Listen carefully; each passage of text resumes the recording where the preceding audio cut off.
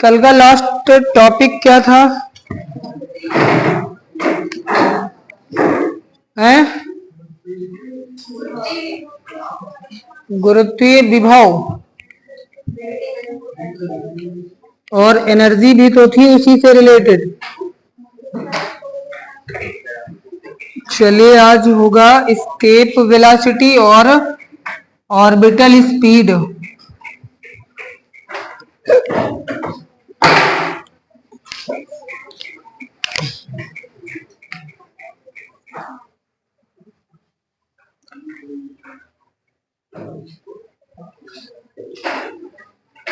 उपग्रहों की गति,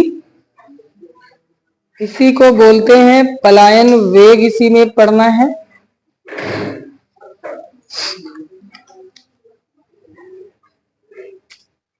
motion of satellite, escape velocity पढ़ना है।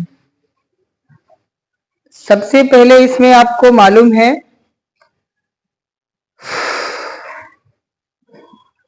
सैटेलाइट उपग्रह क्या होते हैं, मालूम है ना आपको?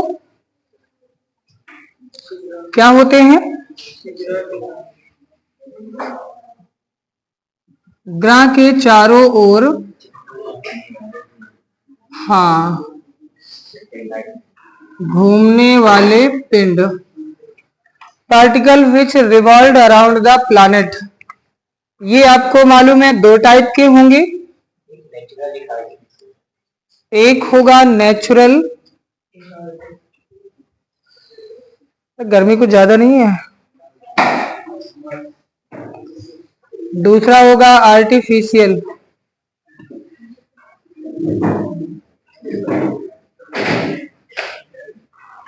कृत्रिम उपग्रह और प्राकृतिक उपग्रह।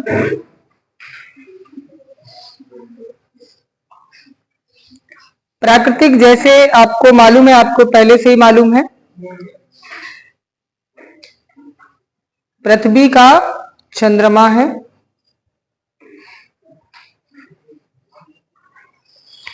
आर्टिफिशियल दो टाइप के ये भी होंगे, एक होता है पोलर सैटेलाइट,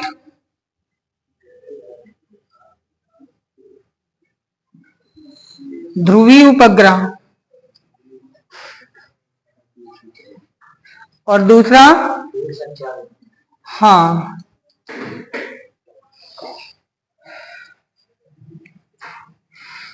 जियो स्टेशनरी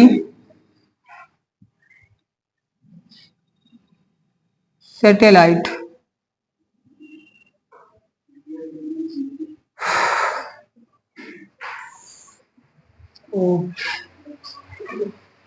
हमारे पास तो है नहीं है। चलिए ठीक है, ये हो गया। इंग्लिश में क्या बोलते हैं इसको?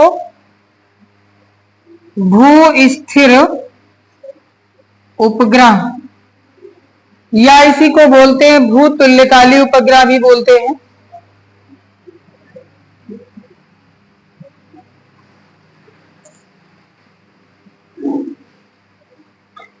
भू तुल्यकाली क्यों बोलते हैं? क्योंकि इसका जो आवर्तकाल होता है 24 घंटे होता है।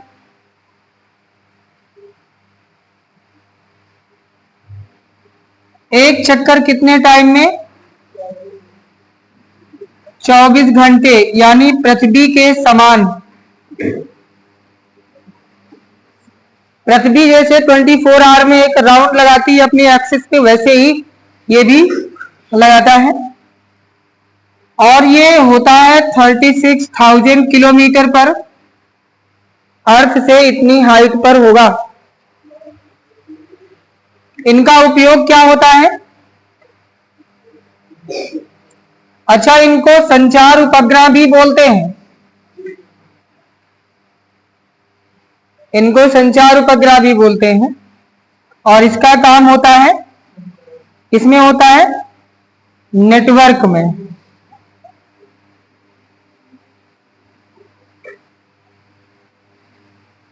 नेटवर्क, जो मोबाइल में नेटवर्क वगैरह आते हैं सारे इसी से काम होते हैं।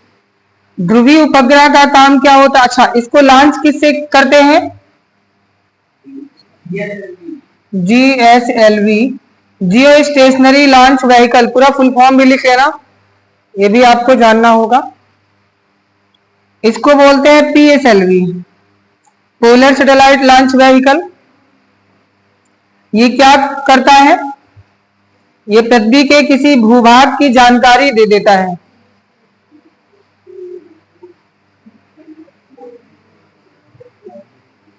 जैसे मैप हो गया, जो मैप आप देखते हो गूगल मैप, जो दिखाता है वो कौन दिखाता है? पोलर सैटेलाइट दिखाता है। PSLV नहीं बोलना है भैया, PSLV से तो भेजते हैं उसको। PSLV एक लॉन्च व्हीकल, एक रॉकेट होता है जिसमें रख करके पोलर सैटेलाइट को भेजते हैं यहां से, तो वो सैटेलाइट नहीं होता है, ये इससे लॉन्चिंग के लिए रॉकेट होता है। इसके बाद अब हम बात करते हैं कक्षीय वेग उपग्रह का।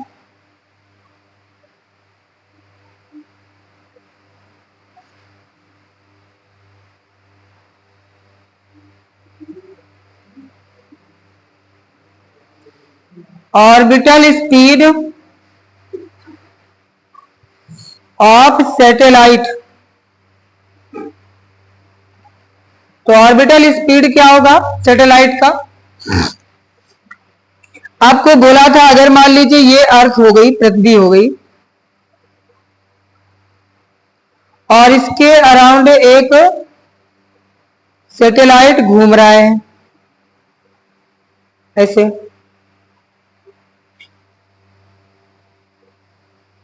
इसकी जो स्पीड होगी वो ऑर्बिटल स्पीड V0 या V0 या VO, जो भी कहना है। इसका मास स्मॉल m ले लिया हमने, सैटेलाइट का मास स्मॉल m है। अब ये अंदर की ओर एक फोर्स लगाएगी, क्योंकि इसका पाथ कैसा है? सर्कुलर है, तो अंदर की ओर एक फोर्स लगाएगी, सेंट्रीपिटल फोर्स, और पृथ्वी इस पर अपना फोर्स लगाएगी, अट्रैक्शन फोर्स, ग्रेविटेशनल फोर्स लगाएगी। दोनों आपस में इक्वल होंगे, यानी जितना अर्थ लगाएगी ग्रेविटेशनल फोर्स उतना सैटेलाइट में आएगा सेंट्रीपिटल फोर्स, अभिकेंद्र बल आएगा। तो अगर आपको बताया जाए, पूछा जाए आपसे कि उपग्रह को अभिकेंद्र बल कौन प्रदान करता है? गुरुत्वाकर्षण बल प्रदान करता है। उस कंडीशन में क्या होगा? Fg और Fc बराबर हो जाएंगे, तो ग्रेविटेशनल कितना होगा? Gmem/re²। ये हम कहां की बात कर रहे हैं? जब सैटेलाइट अर्थ सरफेस के पास होगा, यानी पृथ्वी के बहुत नजदीक हो। अगर h हाइट पे होगा तो यहाँ पे Re नहीं लेना है, Re+h हो जाएगा। अच्छा, अभी हमने इस चैप्टर में जितने भी फार्मूले आपको बताए, Re+h ज्यादा कहीं नहीं मिला आपको, लेकिन ये आपको ध्यान देना है, अगर क्वेश्चन में बोला जाए कि h इतनी हाइट पर है पार्टिकल, तो वहां पे डिस्टेंस Re+h रखना है, Re के प्लेस पे। हम तो यहाँ पे जितनी भी कंडीशन लेके चल रहे हैं वो सारी की सारी near to surface of earth, पृथ्वी के पृष्ठ के नजदीक बात कर रहे हैं। बताइए सेंटीपिटल फोर्स कितना होता है? mv²/r। तो यहां पे हो गया V0। अगर पृथ्वी की बात करें, पृथ्वी के करीब, तो r क्या होगा? रेडियस ऑफ अर्थ होगा। अगर दूर है तो वहां पे कुछ भी डिस्टेंस आप ले सकते हो। ये किसके हैं? पृथ्वी के जब समीप होगा उस कंडीशन की बात है। यहाँ पे m से m कैंसिल हो जाएगा, Re से एक Re कैंसिल हो जाएगा, बचेगा कितना? V0² = G me/Re² हो गया,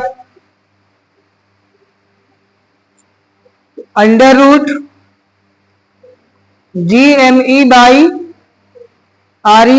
ये हो गया ऑर्बिटल स्पीड, कक्षीय चाल का फार्मूला हो गया।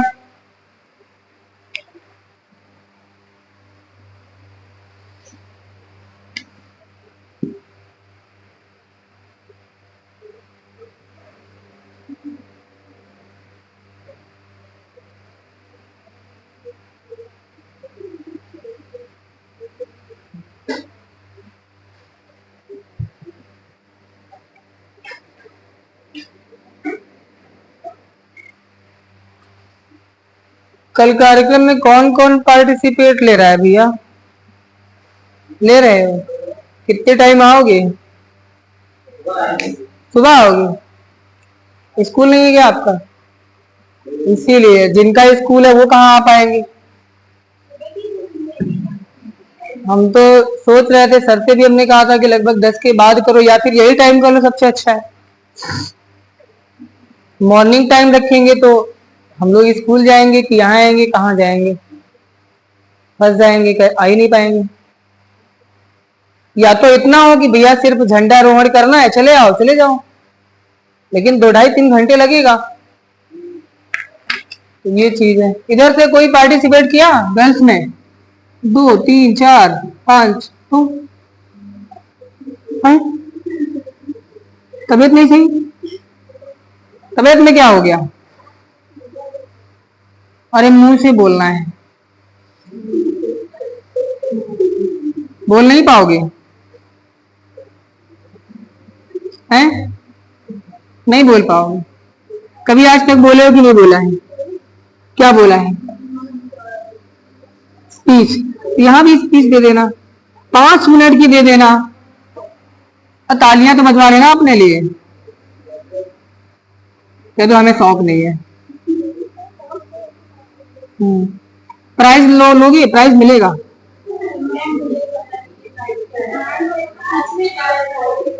उनके लिए प्राइज उनके तरीके का है, जैसा चाहेंगे वैसा उनके लिए प्राइज है।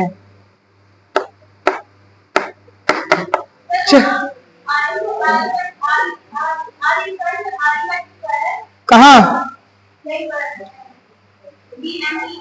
हाँ। ओ, ओनली आ रही है। चले ध्यान देना, आगे बात करते हैं। अगर मान लो, अगर सैटेलाइट पृथ्वी से h ऊंचाई पर हो,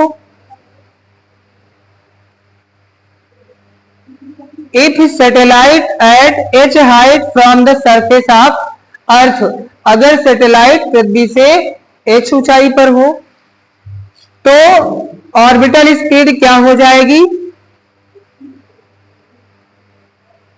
बस सिंपल सा आर ई प्लस एच कर देना आपको, ठीक है। आगे देखना, अगर हम बात करें अर्थ सरफेस के लिए तो नीचे फार्मूला लिखा हुआ है, for near to surface of earth v is equal to GME upon RE। इतना है, आपको ये भी मालूम है GME is equal to GRE square होता है, इसलिए ऑर्बिटल स्पीड GME के प्लेस पे GRE स्क्वायर पुट हो गया, RE से एक RE कैंसिल हो गया, कितना आया?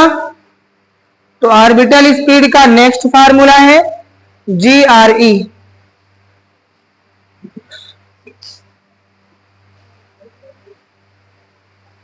केस नंबर फर्स्ट,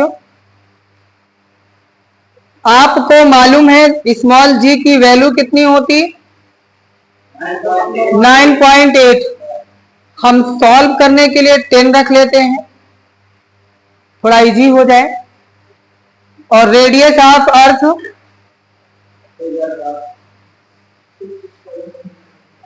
इतना मीटर होता है, मालूम है ना? ध्यान रखना है, रख दो इसी में जो निकला है।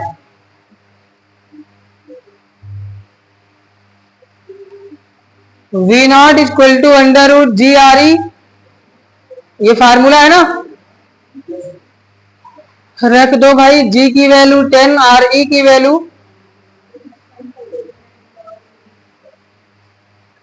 इसको सॉल्व करोगे, कर पाओगे ना?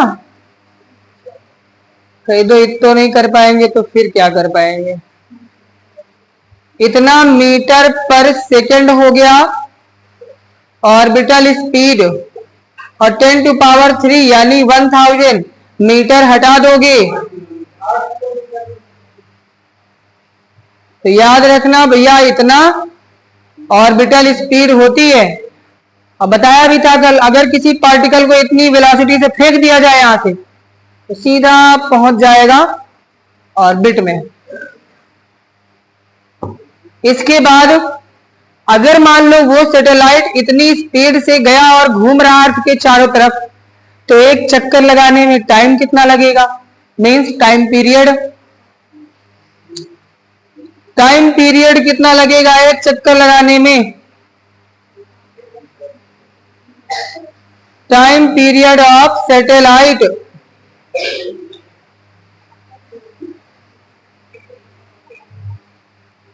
परिक्रमण काल किसका लिखा नहीं है, उपग्रह का। उपग्रह का परिक्रमण काल की बात कर लेते हैं। परिक्रमण काल क्या होता है? एक प्रकार का टाइम है ना, और टाइम इक्वल टू फार्मूला क्या होता है? Distance upon speed. डिस्टेंस कितनी होगी? एक चक्कर लगाएगा पूरा सर्कुलर पाथ पे तो डिस्टेंस होगी 2 पाई आर होगा। आर कितना होगा? अगर वो अर्थ के पास है तो आर ई हो जाएगा, रेडियस ऑफ अर्थ। अगर दूर होगा तो आर ई प्लस एच हो जाएगा। कितनी स्पीड से घूमेगा? ऑर्बिटल स्पीड से घूमेगा, ये तो बताया। डायरेक्ट फार्मूला तो ये बन गया। अब इसको जरा तोड़ मरोड़ के बनाओ।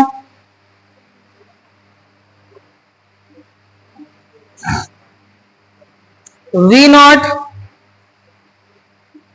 पहले बनाते जनरल फार्मूले से, g m e by r e. तो देखो आर ई यहां अपॉन की अपॉन में उलट के ऊपर जाएगा,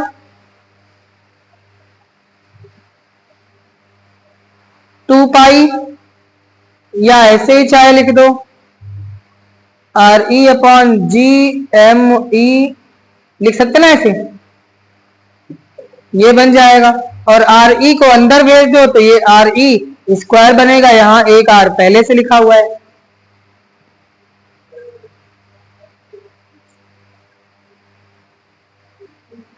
ये टाइम पीरियड का फार्मूला है।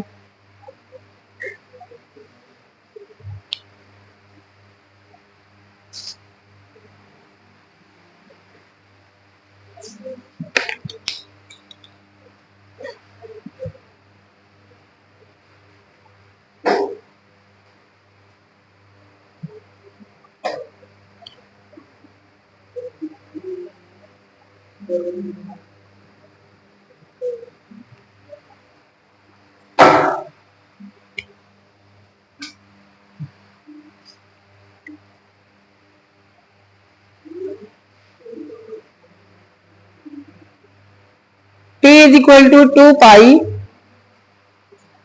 अगर यहां पे जो आर ई बाहर लिखा है अगर अंदर ले जाएं तो आर ई क्यूब बनेगा क्या? बनेगा? तो नहीं बनेगा। और ये आर ई है, अंदर जाएगा तो आर ई स्क्वायर हो जाएगा ना बाहर वाला, और अंदर एक आर ई पहले से लिखा है तो आर ई क्यूब हो जाएगा। और अपॉन में क्या है? जीएमई को हम जी आर ई स्क्वायर लिख सकते हैं। यहां पे 2 पावर कैंसिल हो गई, आर ई अपॉन जी बनेगा, बना। तो बताइएगा उपग्रह का आवर्तकाल किस पर निर्भर करता है? जी पर और आर ई पर। क्या द्रव्यमान पर निर्भर करता है? नहीं, द्रव्यमान है ही नहीं है। तो लिख देना उपग्रह का आवर्तकाल उपग्रह के द्रव्यमान पर निर्भर नहीं करता है। समझे इस बात को? उपग्रह चाहे जितना ज्यादा मास का हो, ये डिपेंड नहीं करेगा टाइम पीरियड में। टाइम पीरियड जितना लगना है उतना ही लगेगा। तो बताइएगा, अगर कोई अर्थ के ऑर्बिट में कोई सैटेलाइट घूम रहा है तो एक चक्कर लगाने में कितना टाइम लगता है? यहां से निकाल सकते हैं। 24 घंटे नहीं भैया, 24 घंटे तो लगेगा जियो स्टेशनरी सैटेलाइट को लगेगा। नॉर्मल कोई भी अगर सैटेलाइट हो उसको कितना टाइम लगेगा एवरेज, यहां से निकाल सकते हो ना।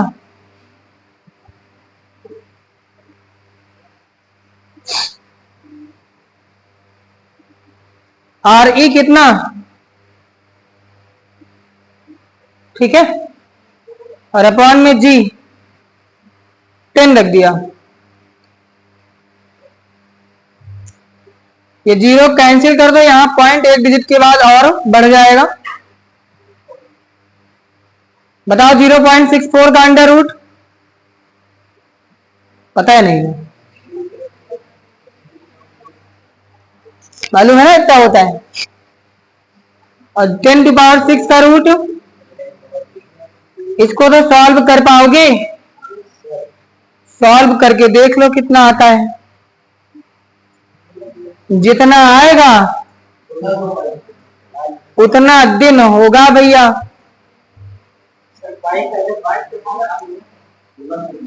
अच्छा एक चीज और ध्यान रखना, यहाँ जी की वैल्यू मीटर पर सेकंड स्क्वायर में ना, और ये रखा है रेडियस वो मीटर में है, तो डेज नहीं आएगा, इतना सेकंड आएगा। उसको दिन में कन्वर्ट करिएगा। अब कितना आएगा वो आप जानो, करके बता दो कितना आ रहा है। कितना, करो जल्दी करो।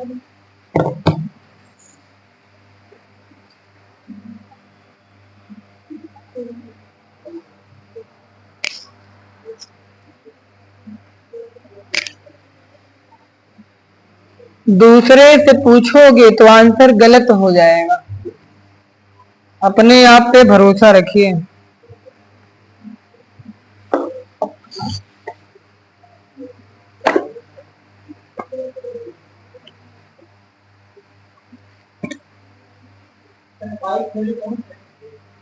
थ्री पॉइंट वन फोर रख दो, कोई दिक्कत नहीं है,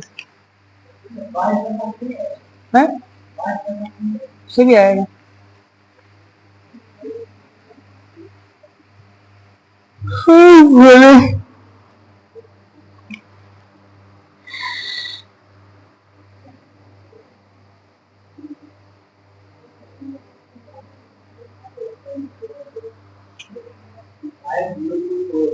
कितना, 5024। बाकी इसका जो प्रैक्टिकली आता है 5075, लगभग इतना सेकंड आता है। आपने 5024 बताया, वो भी सही है। इसको जब आप कन्वर्ट करोगे मिनट में तो 84 मिनट आएगा। तो ध्यान रखना, एक सैटेलाइट को जो अर्थ के चारों तरफ रोटेट करेगा उसको टाइम लगेगा 84 मिनट, लगभग 1.5 घंटे में एक चक्कर लगा लेगा। सोचो क्या स्पीड होगी इसकी। नहीं नहीं, वो नहीं आएगा, इसको सॉल्व करने भी इतना लगभग आएगा।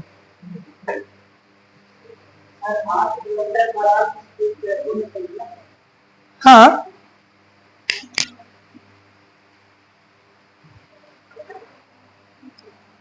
इसी को सॉल्व करना था आपको।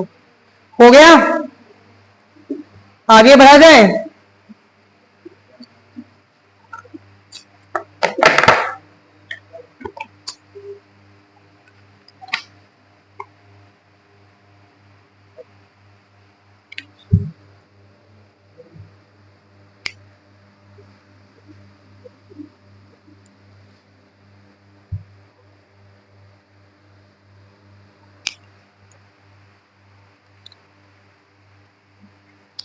तो तुम बताया नहीं हो कल कहाँ सुनाओगे?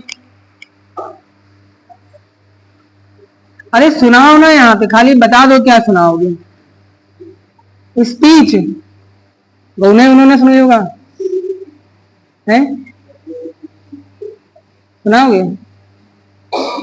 सुना दो कोनो बढ़िया, तुम तो भोजपुरी भी गा लेते हो ना, सुना देना। अरे अभी नहीं सुनाना, नहीं तो मजा बेकार हो जाएगा। इंतजार का फल मीठा होता है, सबको इंतजार करने दो, और जब इंतजार के बाद मिलेगा ना, उसका मजा ही अलग होता है। तो इंतजार करवाओ। सब लोग सोचे कब आएंगे मयंक और सुनाएंगे भोजपुरी गाना है। चलिए आगे बढ़ते। अच्छा नोट हो गया होगा ना?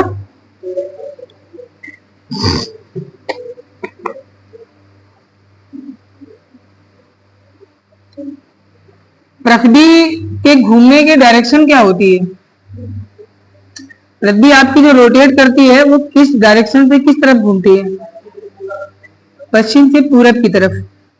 अगर आपका आ जाए कि जियो स्टेशनरी सैटेलाइट के घूमने की डायरेक्शन क्या है, तो यही डायरेक्शन होगी, पश्चिम से पूर्व। कुछ क्वेश्चन है इसके बाद, चलो बाद में करेंगे, पहले इसको खत्म करते, नहीं तो चैप्टर खत्म होने का नाम नहीं ले रहा है। डाल दो बंधन ऊर्जा, बंधन ऊर्जा, बंधन ऊर्जा डाल दो, या फिर डाल दो उपग्रह की संपूर्ण ऊर्जा, टोटल एनर्जी ऑफ सैटेलाइट, दोनों डाल दो ना, इसी में करा देते हैं। बंधन ऊर्जा तथा उपग्रह की संपूर्ण ऊर्जा, binding energy and total energy of satellite.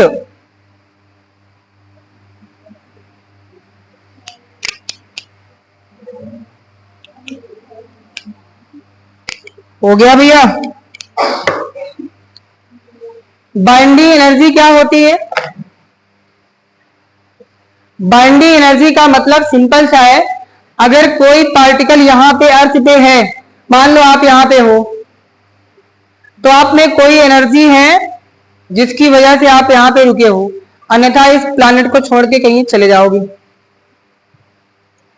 तो जिस एनर्जी के द्वारा आप यहां पे रुके हुए हो, आप में जो टोटल एनर्जी है, अगर वो जीरो हो जाए तो क्या होगा?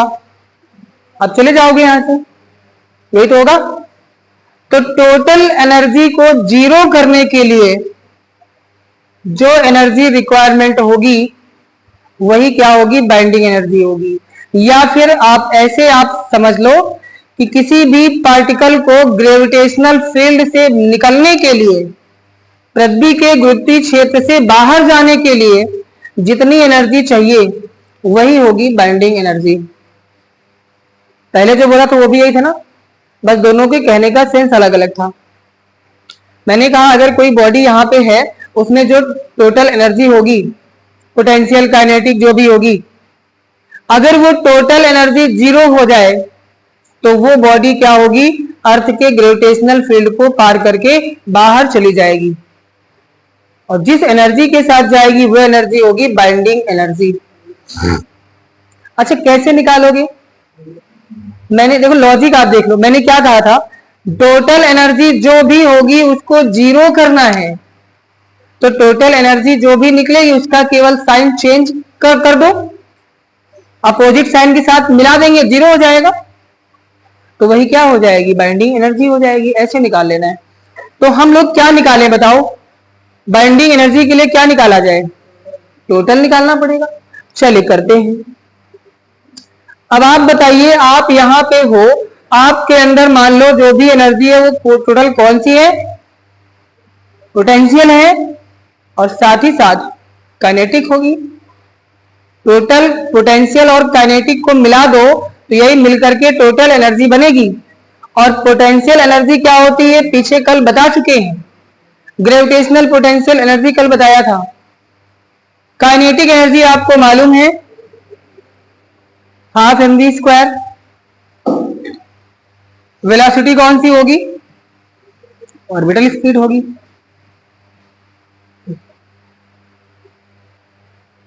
हेडिंग क्या थी?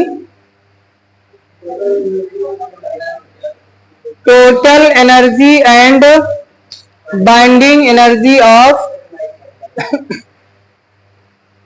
सैटेलाइट, उपग्रह की कुल ऊर्जा निकालना है।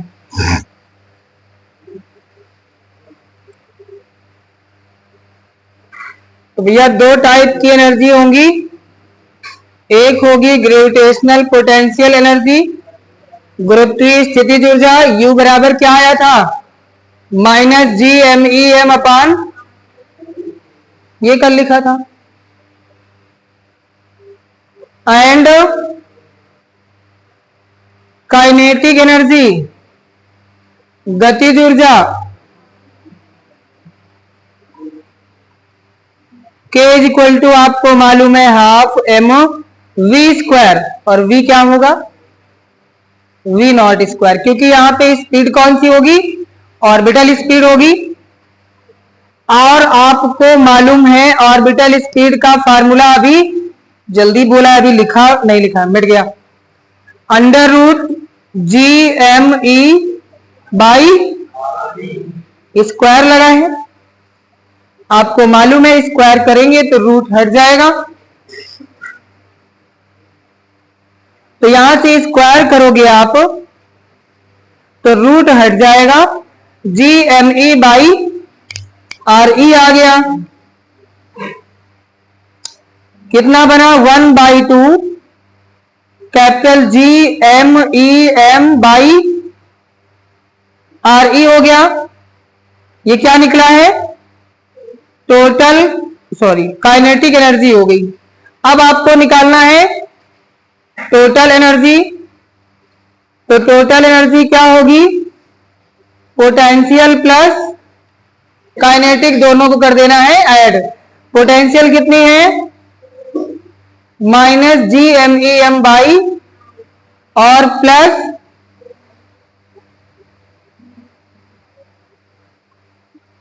इतना है, देखो एक माइनस में एक प्लस में घट जाएगी। अच्छा, अगर इसमें से काइनेटिक से हाफ निकाल लें तो GMEM/RE यहां है और यहां भी वही है, दोनों में कॉमन आ जाएगा, अंदर क्या बचेगा, इसमें -1 और इसमें +1/2, -1 और +1/2 कितना होगा, -1/2 बचेगा,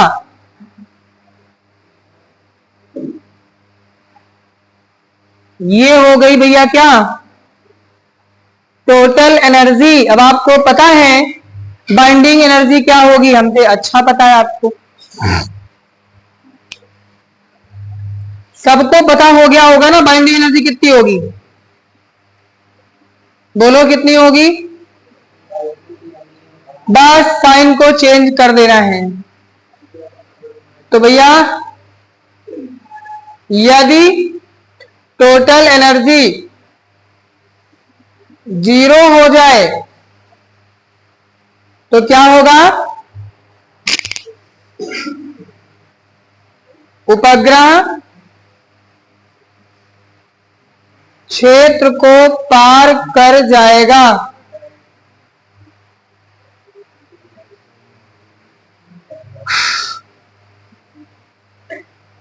अतः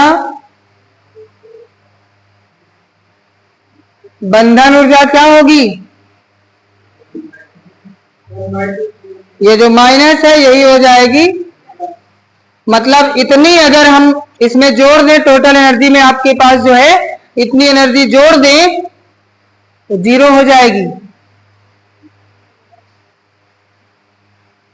तो भैया ये हो गई टोटल बाइंडिंग एनर्जी, बंधन ऊर्जा, मतलब कोई पार्टिकल, कोई भी सैटेलाइट इतनी एनर्जी से ग्रेविटेशनल फील्ड में बंधा होता है, और जैसे उसकी एनर्जी 0 हो जाएगी वो छोड़ के चला जाएगा बाहर।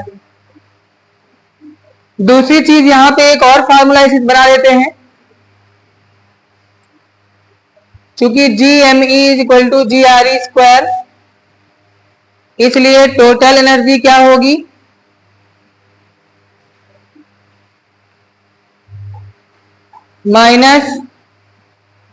-GME के प्लेस पे इंटू स्मॉल m में, एक RE से RE कैंसिल हो जाएगा, क्या बचेगा, mgre। ये हो गई संपूर्ण ऊर्जा, टोटल एनर्जी। इसलिए बाइंडिंग एनर्जी क्या होगी, तो कुछ ना करो, खाली बस चिन्ह बदल दो। ये हो गई बाइंडिंग एनर्जी। समझ गए होंगे इसको, तो इनको भी ध्यान रखना, इन पर भी क्वेश्चन आते हैं।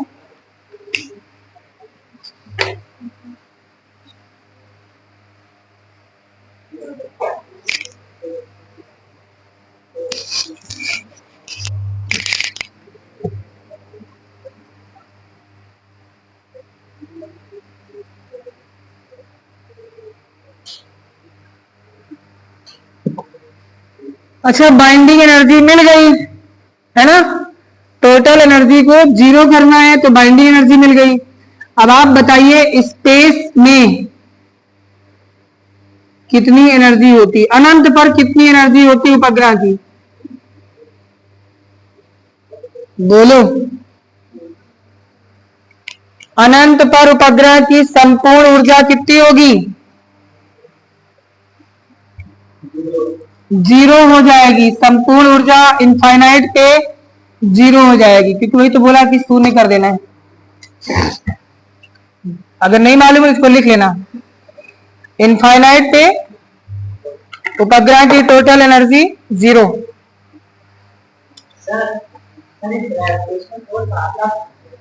ग्रेविटेशनल फोर्स उन्होंने कहा आता कहां से है, हर एक जो पार्टिकल आपने पढ़ा होगा, बिग बैंग थ्योरी पढ़ी होगी कि मतलब पृथ्वी का जन्म कैसे हुआ, हमारे सोलर सिस्टम का कैसे जन्म हुआ।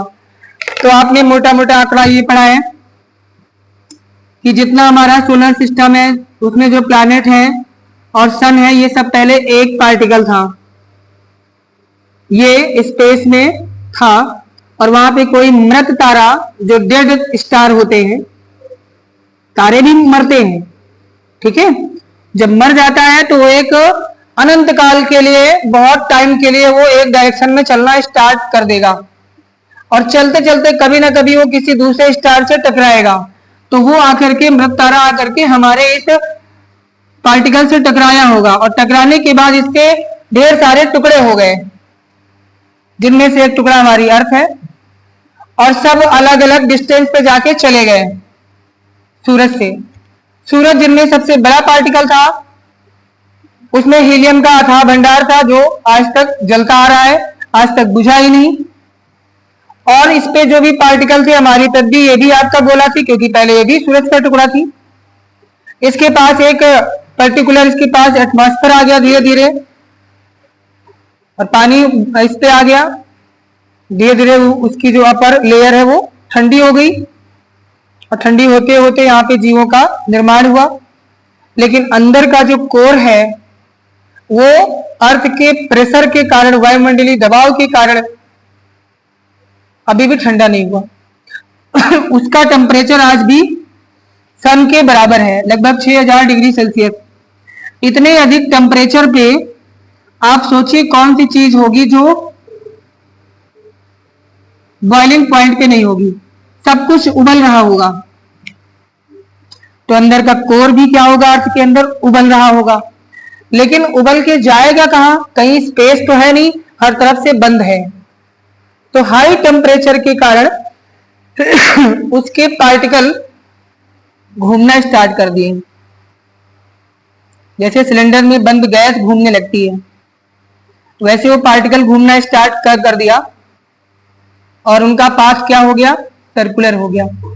कंटिन्यू घूमने के कारण क्या हो गया, पार्टिकल के बीच में जनरेट हो गया मैग्नेटिक मोमेंट, जनरेट हो गया चुंबकीय आघूर्ण, और उस चुंबकीय आघूर्ण के कारण ये जो टुकड़ा है, गोला है, ये एक तरह से बन गया चुंबक, मैग्नेट बन गया। इसमें अट्रैक्शन की पावर आ गई।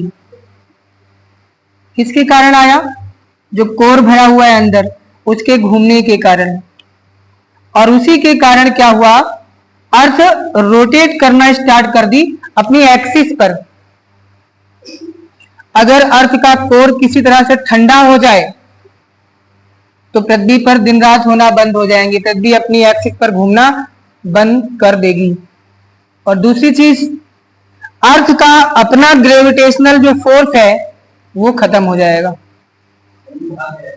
जैसे ही खत्म होगा, ग्रेविटी खत्म होगी और तुरंत विद इन सेकेंड इस अर्थ से सब कुछ गायब हो जाएगा।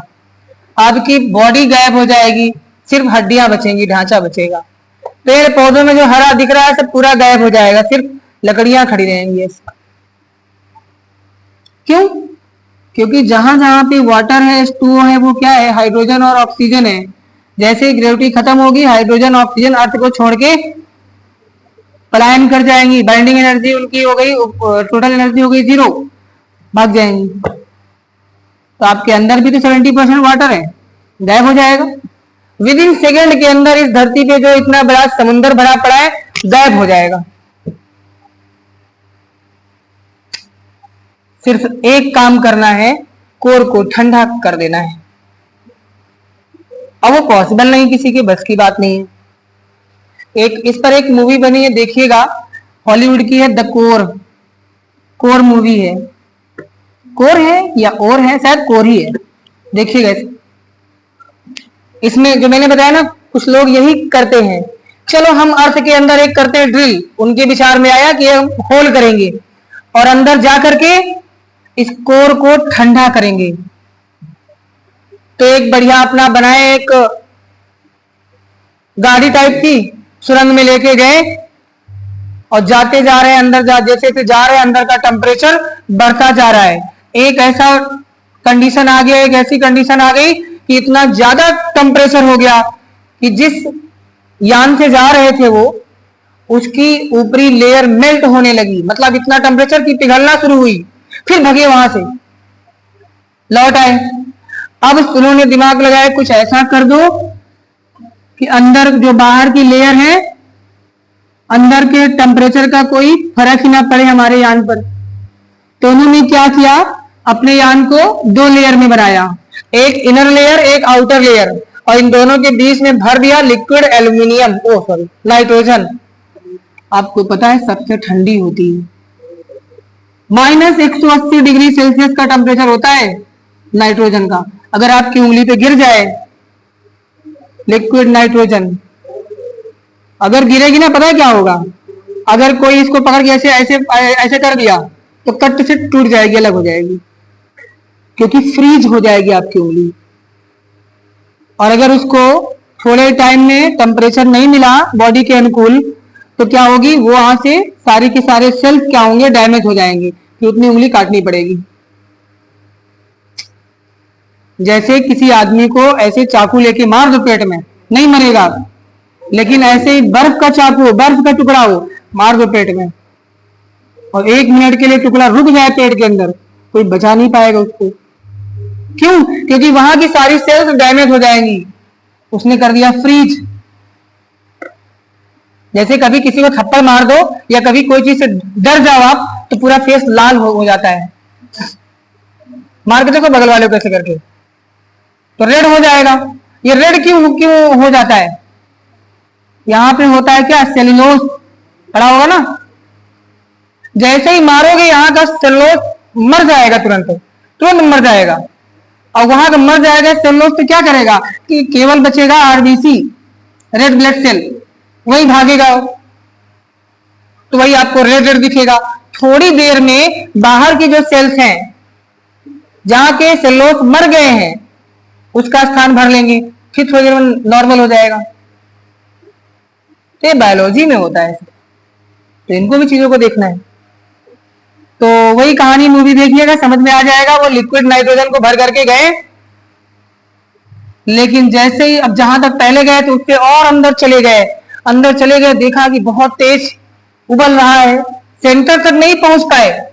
जो कोर होता है, कोर टोटल 4 लेयर में बटा हुआ है, इनर कोर तक कोई पहुंच ही नहीं पाएगा। जब पहले ही सरफेस तक पहुंचते हैं तो लिक्विड नाइट्रोजन का चैम्बर फट जाता है,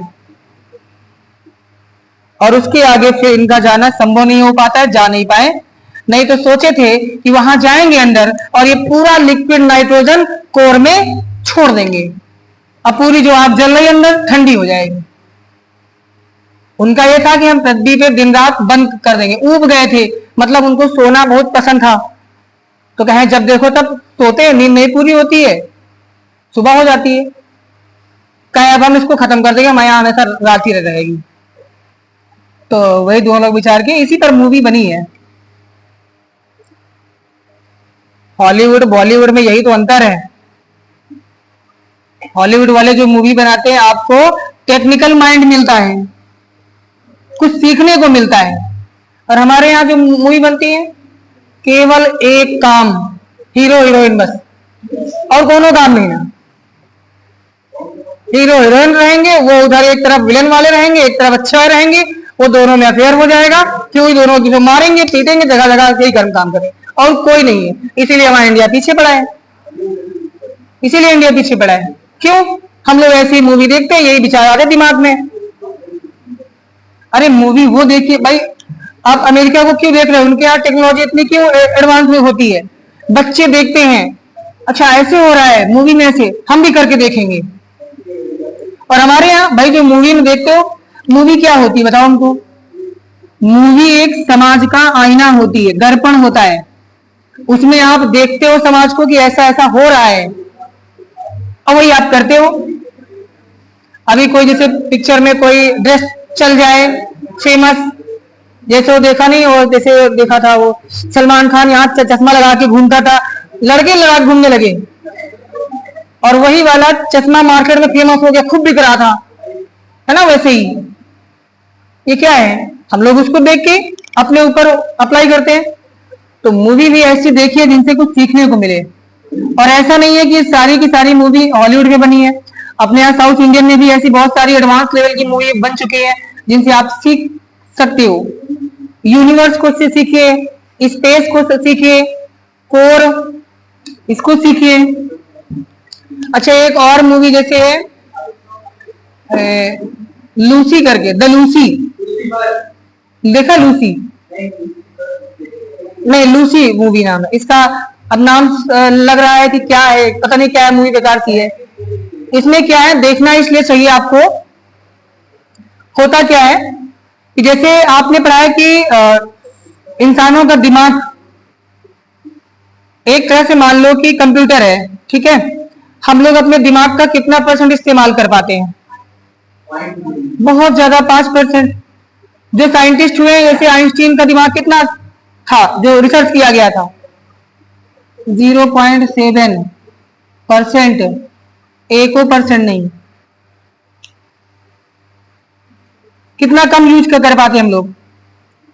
और आपको जानकर आश्चर्य होगा, इस अर्थ पे सबसे ज्यादा जो दिमाग अनलॉक होता है, हम लोग अपना जो अनलॉक कर पाते हैं बहुत ज्यादा तो 7 तक, इससे ऊपर नहीं, अभी तक किसी का हुआ ही नहीं। और वहीं पर एक प्राणी है जो अपना 20% तक दिमाग अनलॉक कर सकती है, और वो है डॉल्फिन मछली। इससे ज्यादा दिमाग पूरे अर्थ पे किसी के पास नहीं होता। इसीलिए आप देखोगे अगर समंदर में कोई डूब रहा है, कहीं पे डूब रहा है, तो अगर वहां पे डॉल्फिन है तो आपको बचा लेगी, मरने नहीं देगी। इतना दिमाग उसके पास खुद में है, बहुत ज्यादा दिमाग होता है। अब उस मूवी में ये दिखाते हैं कि लड़की होती है, उसका नाम ही होता है लूसी, ठीक है? अब वो तो इंसान होती है, और कुछ स्मगलर होते हैं, उनको अपना जो स्मगलिंग का सामान होता है, जो ड्रग्स वगैरह होती है, उनको सप्लाई करना होता है। तो भेजे कैसे, वहां पे लगी होती है पुलिस बहुत सारी, तो लड़की को पकड़ लेते हैं इसको, और वो इनके जो ड्रग्स होते हैं कैप्सूल टाइप के होते हैं, और वो कैप्सूल सारे इसको खिला देते हैं पूरे। हाँ, खिला देते हैं कि बाद में इसके जब ये निकल जाएगी तो बाद में इसको पेट फाड़ के निकाल लेंगे, ये दिमाग लगाते हैं। अब वो उसको खिलाते तो हैं, खिलाने के बाद क्या है, एक आदमी होता है जो इसके साथ गलत बिहेव करता है, तो ये इसका विरोध करती है। उस चक्कर में उस आदमी ने इसके पेट पे मार दिया होता है, लात मार दिया होता है। इतना तेज पैर पड़ता है पेट पे कि वो अंदर कैप्सूल फट चुकी होती है, अंदर कैप्सूल फट जाती है। अब उस कैप्सूल का रिएक्शन क्या होता है, पूरे कैप्सूल का डोज उसकी बॉडी में इकट्ठा हो गया पूरा। उससे क्या हुआ, उसकी बॉडी में दिमाग अपने आप अनलॉक होना स्टार्ट हो गया। पहले स्टार्ट हुआ डायरेक्ट 10%, और 10% जैसे ही होता है बहुत सारी चीजों को समझना स्टार्ट कर देती है, जो चीजें उसको पहले नहीं आ रही होती हैं।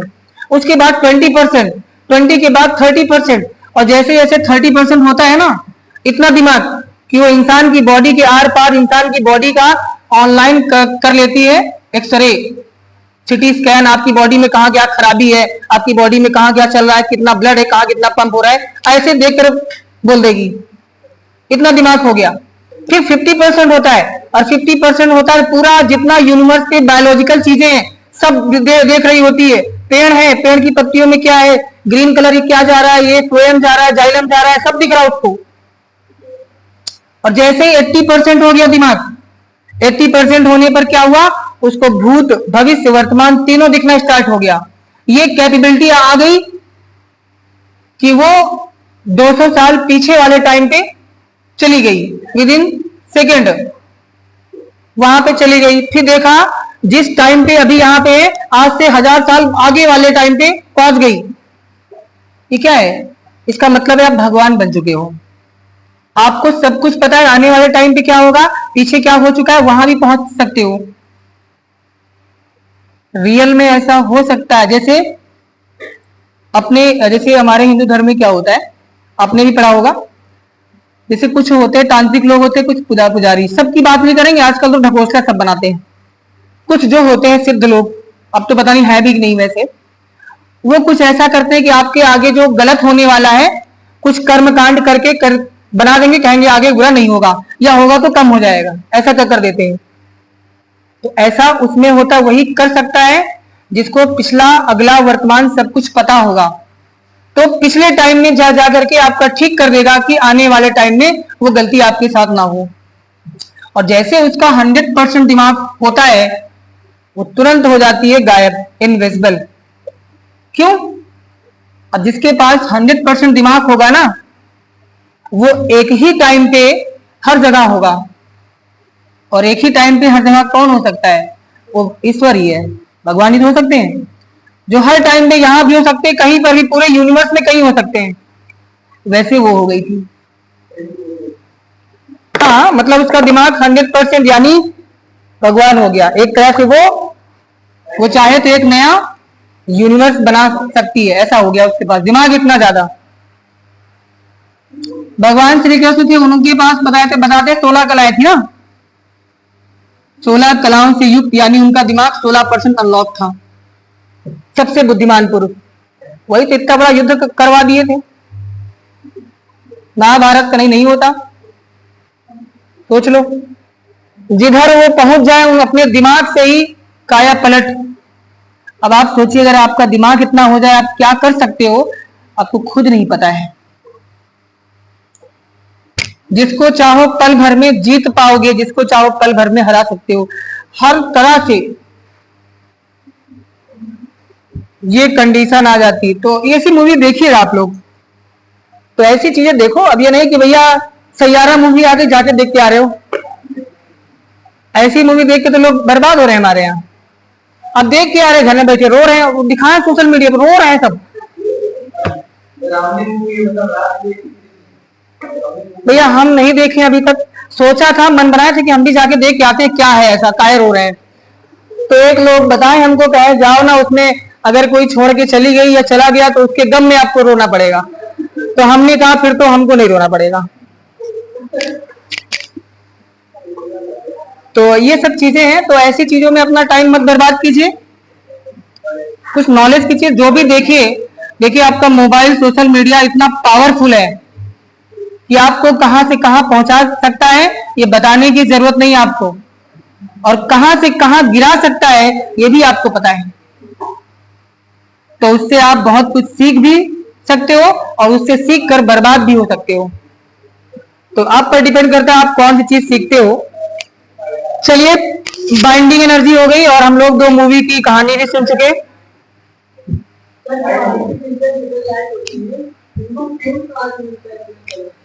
इन्होंने कहा फ्यूल कहां से मिलता है। आपने दिवाली में रॉकेट छोड़े ना, फ्यूल कहां से होता है? तो आपको पता है जिसमें बारूद भरा होता है ना। वैसा ही जब रॉकेट बनाते हैं, क्योंकि जो सैटेलाइट यहां से भेजते हैं, डायरेक्ट सैटेलाइट को नहीं भेजते यहां से, एक रॉकेट से भेजते हैं। देखा होगा रॉकेट ऐसा होगा, इसके ऊपर छोटा सा यहाँ लगा होगा सैटेलाइट, और पूरा ये क्या होता है, ये फ्यूल ही भरा होता है। पहले ये 3 पार्ट में हमेशा रॉकेट बना होता है। एक पार्ट जब चलेगा यहां से तो इसका ईंधन बर्न होगा, और जब इसका ईंधन बर्न होगा पूरा जलेगा ना, तो इतनी एनर्जी ये प्रोवाइड कर देगा ऊपर वाले पार्ट को कि आराम से इतना पार्ट पहुंच जाएगा ऑर्बिट में, और ऑर्बिट में जाकर के फिर ये पृथ्वी के चारों तरफ घूमेगा। लेकिन हमें क्या करना है, इसको ऑर्बिट से बाहर भेजना है। तो क्या करना है, अगला पार्ट ब्लास्ट होगा वहां पे। अरे आसमान में देखते हो कभी अचानक से लाइन दिखती है रॉकेट वाली, रॉकेट जाता है लाइन बन जाती लंबी सी, आसमान में खूब लंबी सी, है ना। तो सेकेंड वाला पार्ट जब ब्लास्ट करते हैं तब वो लाइन बनती है। और देखा होगा जब ब्लास्ट करते बहुत आवाज भी यहाँ आती है, लगता है बादल गरज रहे हों, ऐसी आवाज आती है।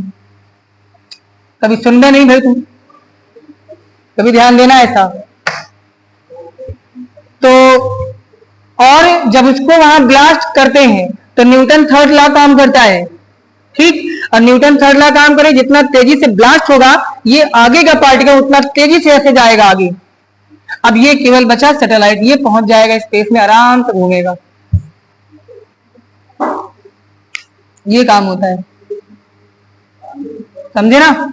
इस तरह का ऐसा नहीं है कि वहां पे जा रहे रास्ते में फ्यूल खत्म हो जाए, चलो पेट्रोल पंप चलते भरवा लेते हैं, ऐसा नहीं होता। लेकिन हाँ है? देखो फ्यूल का नाम होता है कौन सा पायरोलिन करके क्या होता है, कौन सा तेल, पेट्रोल का ही अप्रूपक होता है, लेकिन पेट्रोल नहीं होता ये वाला, इसका नाम कुछ और होता है। हाँ जो बोला है ऐसे कुछ नाम है उसका, पायरोलिन ऐसे कुछ करके नाम है कुछ, मुझे नाम एग्जैक्ट याद नहीं। हाँ दूसरी चीज क्या है, आपको कभी देखना रात के टाइम पे एक इधर से इस तरफ पश्चिम से पूरब की तरफ एक तारा जैसे चलता हुआ दिखेगा आपको, रात में लगभग आपको 9, 10, 8, 9 के बीच में दिखाई पड़ेगा। वो तारा नहीं होता है, वो स्पेस स्टेशन है अमेरिका का, उस पे आदमी होते हैं और घूम रहे होते हैं। कहते वो क्या करते हैं, वो आपको चेक करते हैं आप क्या कर रहे हो, और पूरे धरती पे निगरानी रखते हैं कौन क्या कर रहा है। अमेरिका ने इसलिए अपना लगा रखा है, वो कई सारे काम करता है। मान लो यहां से आप गए, आपको मंगल ग्रह पे जाना है, एक आप रॉकेट से जा रहे हो या जिस यान से जा रहे हो, रास्ते में कुछ गड़बड़ी आ गई तो वहां जा करके संपर्क करो, वहां जाकर के ठीक करा लो, इसलिए स्पेस स्टेशन है, ठीक करवा लो। एक दो मूवी देखा है, इसमें देखा होगा कि लेके जाते हैं, ईंधन खत्म हो जाता है, फिर जाकर के वहां जाते हैं तो भर देते हैं ईंधन, फिर निकल जाते हैं अपने सैर पे। दूसरी चीज क्या है, वो वहां से बैठे बैठे देख रहे हैं कि हमारे देश पे कोई आक्रमण तो नहीं कर रहा है। मान लो चुपके से किसी पड़ोसी देश ने मिसाइल फेंक के मार दिया, अब उन्होंने अगर देख लिया तुरंत वहां से बटन दबाएंगे और उसको डिटेक्ट करके खत्म कर देंगे रास्ते में। तो ये काम होता है बहुत, इसीलिए तो किसी से डरता नहीं, इसीलिए बोलते हैं अमेरिका सबसे पावरफुल कंट्री है, इसीलिए बोलते हैं, क्योंकि उसके पास जो जो चीजें वो किसी कंट्री के पास है नहीं है। और कितना होशियार था, जब उसने बना लिया वो चीजें बना लिया पावरफुल, तो इंटरनेशनल कोर्ट में जा करके बताया कि भैया ये हथियार है, इतना पावरफुल है। अगर मान लो किसी दूसरे देश ने बना दिया और किसी युद्ध हुआ, किसी ने मार दिया उठा के, तो इतना विनाश होगा। अब इंटरनेशनल कोर्ट ने कहा ये तो बहुत बड़ा विनाश है, कहा ऐसा करो इस पे लगाओ बैन, अब कोई देश बनाएगा नहीं। इस तरह से करके पावरफुल हथियार अमेरिका ने बना लिए और लगवा दिया उस पे बैन, अब कोई देश नहीं बनाएगा इसको। लेकिन देश कैसा हो, जैसे नॉर्थ कोरिया वैसा होना चाहिए। उसने कहा तुम रोकोगे, हम तुम्हारा रोकना मानेंगे नहीं, उसने बना लिया, एटम बम बनाया, फिर हाइड्रोजन बम भी बना लिया उसने। और हाइड्रोजन बम में तो सबके लिए रोक लगी है, कोई कंट्री नहीं बनाएगी, नहीं, अमेरिका के पास और नॉर्थ कोरिया के पास है सबसे खतरनाक। भाई जैसे एटम बम है, एटम बम अगर यहां फूटता है तो यहां से लखनऊ तक का एरिया पूरा चारों तरफ खत्म हो जाएगा। लेकिन अगर हाइड्रोजन बम गिरता है तो पूरे कंट्री को ही खत्म कर देगा, एक बम में, एक बम में खत्म हो जाएगा पूरा। इंडिया जैसा देश, छोटे मोटे जो देश हैं उनका तो पता नहीं कि अगल बगल के देश जो होंगे वो भी खत्म हो जाएंगे, इसलिए उसने रोक लगा दिया, अब कोई नहीं बनाएगा। ये ठीक बम वही है जो पुराणों में देखते हो ना, जब पहले ब्रह्मास्त्र होते थे, गुस्सा होगा तो ब्रह्मास्त्र तान दिए कि ब्रह्मास्त्र मार देंगे, और ब्रह्मास्त्र से विनाश होता है। तो आजकल के क्या है, ये सब ब्रह्मास्त्र हैं, परमाणु बम, हाइड्रोजन बम, ये सब ब्रह्मास्त्र ही तो है। तो यह आगे बढ़े कि तुम लोग यही पूछोगे ब्रह्मास्त्र। टाइम हो गया यार, हम चाह रहे थे इसको आज खत्म कर देते। पलायन वेग, एस्केप वेलोसिटी खत्म कर दें, ना करें? अरे ऐसा ना बोलो, अब तुमको जल्दी मची होगी घर जाके वही मूवी देखना है। इसको पढ़ लो, खत्म हो जाए, फिर हम लोग नेक्स्ट चैप्टर होगा वही प्रत्यास्थता वाला। देखो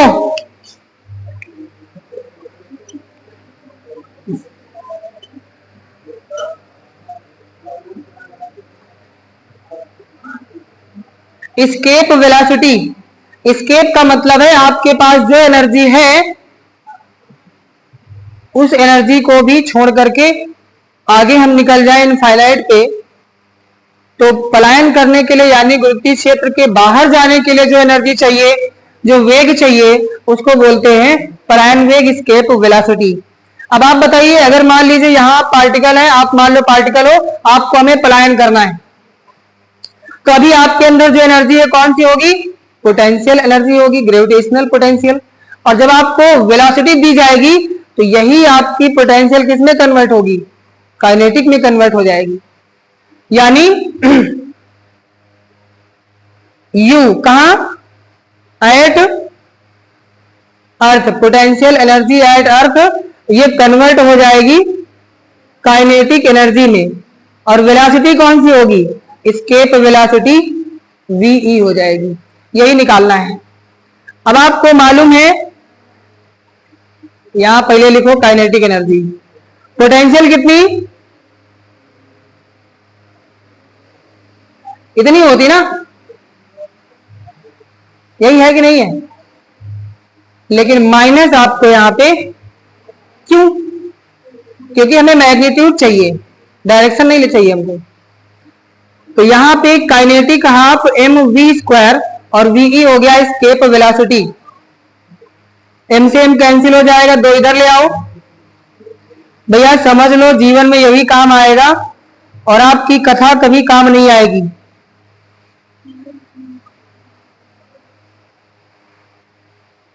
वही पीछे देखने की आदत बहुत बुरी है। यहां से वी कितना मिलेगा? √2g, ये हो गया एस्केप वेलोसिटी। और आपको मालूम है g m e is equal to होता है जी आर ई स्क्वायर। एक आर ई से आर ई कैंसिल हो गया, तो ये बन गया एस्केप वेलोसिटी का फार्मूला दूसरा।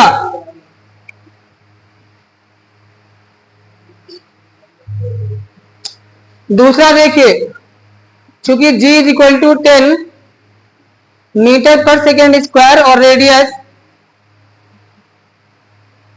10⁶ मीटर, इसलिए एस्केप वेलोसिटी क्या होगी?